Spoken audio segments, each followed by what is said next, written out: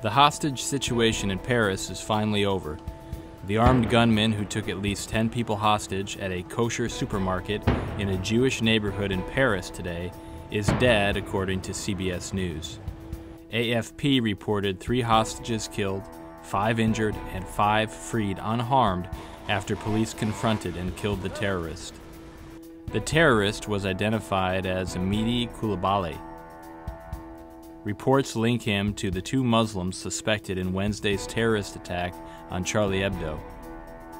The 2 suspects in Wednesday's attack were identified as Said and Cherif Kouachi. The brothers took a hostage earlier today at a printing plant in Dammartin-en-Goële, outside of Paris.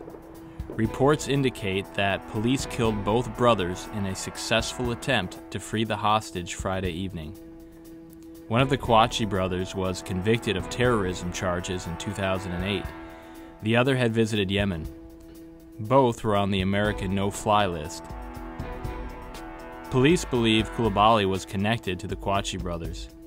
He threatened to kill his hostages if the Kouachi brothers were attacked. Police also believe Coulibaly was responsible for killing a female police officer in a suburb of Paris on Thursday. Politicians are already using the Paris massacre to advance their agendas. This latest attack will only add fuel to the fire. Popular French right-wing leader Marine Le Pen called for a January 9th debate on Islamic fundamentalism in France.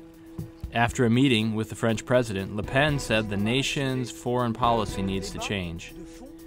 She wants France to sever ties with countries that, in her words, support and finance Islamic fundamentalism.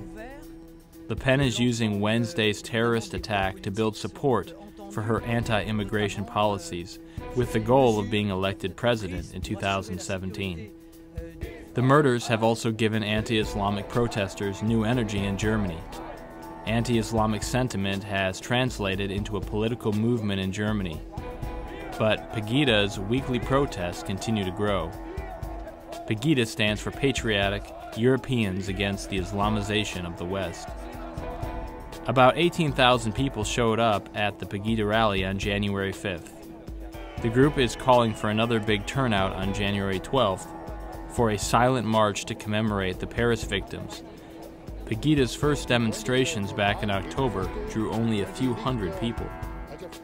The situation in both these nations is starting to look like a tinderbox ready to explode.